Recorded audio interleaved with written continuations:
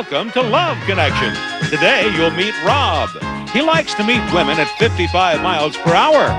Yesterday, the audience voted on which of these three women would be best for him. Today, you'll hear who Rob chose as his date. And you'll meet Dorinda.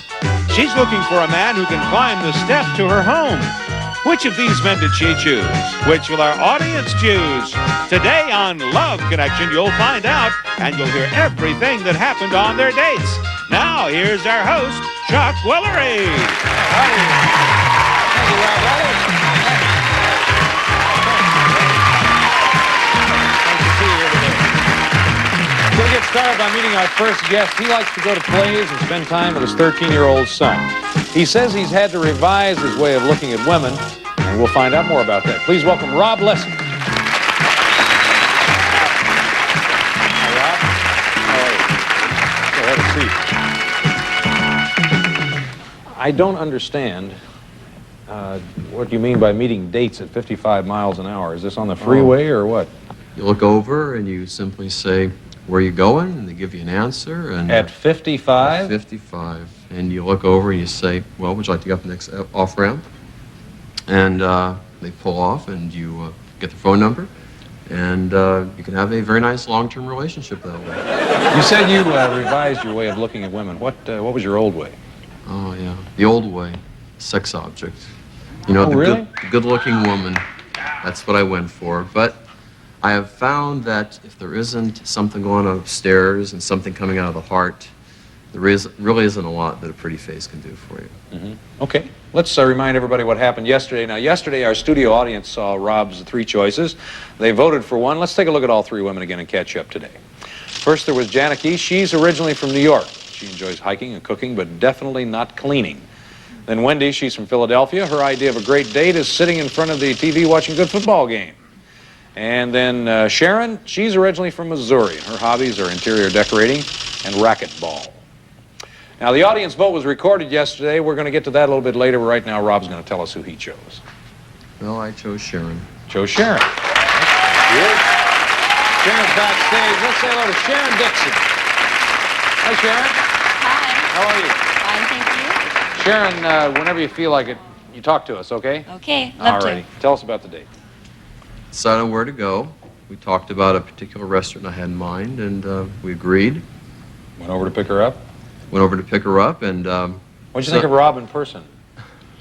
I was pleasantly surprised. I thought he was very handsome. I don't know what I was expecting, but he was dressed very nice and was color coordinated. Looked really good. we got to the restaurant, and it was a long evening there. We went to a restaurant where they have musical comedy and opera singing, and we sat and ate and talked for, at least 3 hours, I'd say. What'd you learn from Rob through your conversation? It was a lot of fun. We talked about a lot of different things. We were really interested in each other, and Well, now you I mentioned couldn't wait to get out of the restaurant. You couldn't wait to get out? Yeah. Really, It why? was getting boring after a while. The conversation or the restaurant itself? No, just sitting there, the entertainment. The conversation wasn't boring. We couldn't talk enough. That's what it Oh, was. I see. So you left this boring place after 3 hours? You left this place after Wasn't that what, boring. 3 hours? Right. About three and a half hours? Right, and And where did you go? well, we drove up the beach. She lives out in that area by the beach, and I think I briefly suggested running on the sand, with our bare feet, and we kind of, nixed that idea. And then we went up to her place and Went to her place. went back to her place, and she opened up the door and she walked in, and of course I followed. And Did you intend for him to come in? Pardon? Did you intend for him to come in? I didn't really think about it. I just opened the door, walked in, and there he was, right behind me. Did that surprise you, or did you Well, I think to open didn't the tell door? him to leave. Okay. and So you're in. I was in. I'm looking around her place, and I noticed a very unusual gold statue. It looked like of a bunny, the Playboy type variety. And of course, I asked her what the statue was for, and she said that she had been a bunny a few years back.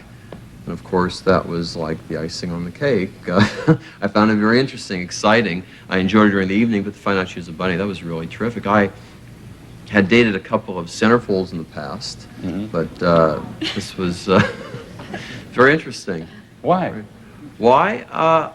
I guess it's kind of a lot of men's fantasy to have met somebody connected with that form of entertainment. And she was right there. Okay, fair enough. You usually tell your dates about being a bunny or a former bunny, or? No, I sure don't. Why? I'm a little shy about talking about my past, but I enjoy being a bunny. It was a lot of fun. I'm just afraid I couldn't fit into my costume anymore. Oh. How'd the date end? Just said, well, we'll just have to continue this at a later date, and that's basically what happened. Let's take a look and see who the audience picked for you, Rob. 42%, Sharon Curry. Wow, so they think you made the right choice. If you want to take our audience's advice and ask Sharon out again, we'll be happy to pay for it. Yes. You want to do that? Yes, I would. All right, then you should do it. Sharon, would you like to go out again? Yes, I'd love to. Well, come on out and join us, Sharon.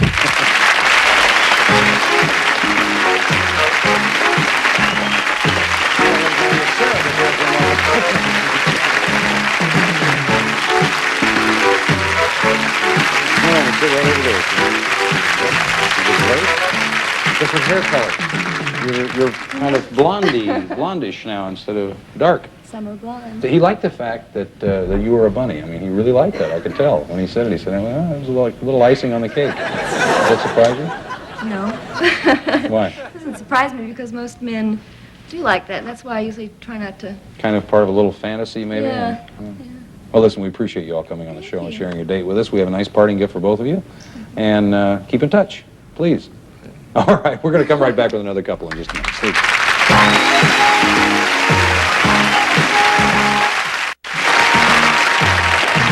We're going to meet our next guest. She's from upstate New York.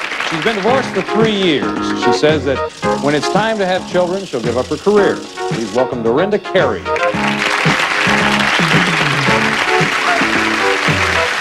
Hi, Dorinda. How are you? You okay? Yes. You gonna have fun? Uh-huh. Good, so am I. Why do you think it's necessary to give up your career for children? Because I think if you're going to have them, they're that important. You should make the extra effort. You forever and ever, or just for a short time, or? The way I felt is that after whatever the last child would be, would be 5 years. Yeah. We heard earlier that you're working for a man who can, or you're looking rather for a man who can climb the steps to your house. Why is that? Yes, I live way up in the hills, and I have a house that has 50 steps to it. 50 steps, straight up steps, I suppose. Yes. Good. Right like that. Yeah. Well, aside from the ability to climb stairs, what other assets should he have? I like people that are fun, that are easygoing, that aren't argumentative, outgoing, gardening, sports, hiking, camping, that sort of stuff. Okay. Yeah. Do you consider yourself an old-fashioned type person, or liberated new, or what? No, a bit old-fashioned. I don't like to chase a man. I'd rather be chased. And are you? Sometimes. Okay, good. Let's take a look at the men that Dorinda had to choose from. Now, remember, you're going to pick the man that you think's best for her. Now, first there was Matt. He'd like to tour Europe by bicycle. As a makeup artist, soft skin is very important to him. Here's what else is important to him. I prefer women with dark hair, and that are trim and take care of themselves and take the time to look good and put a little effort into it. And that's about it. Alrighty, next there was Gary. He was raised in New York, and he loves to play piano. He calls himself a leg man. And here's what he thinks is most important on a date. I like humor. I think humor's funny. I think people are funny. And I liked people. I think life in itself is humorous. And because of that, I think that develops some of what people consider to be charm. Because when you take everything seriously and everything is a struggle, there's nothing charming about that. All right, and finally you watch George. He's from Connecticut. He's into bowling and Italian food.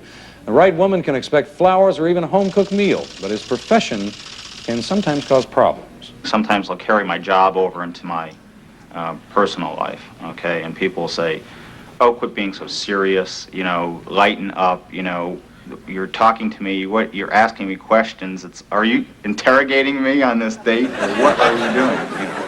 And so then I have to think back and say, yeah, you're right, you know, I just, you know, I said, give me a drink, I'll be okay. All right, now Dorinda has selected one of those men as her date. We're going to show you all three men again before you vote, and here they come. First there was Matt, he's 32, he's a makeup artist. Then Gary, he's a cosmetic chemist, and he's 30. Finally, George, he's 31, and he's a federal investigator. All right, audience, you've met Dorinda, you know a little about her. Who do you think's the best man for Dorinda?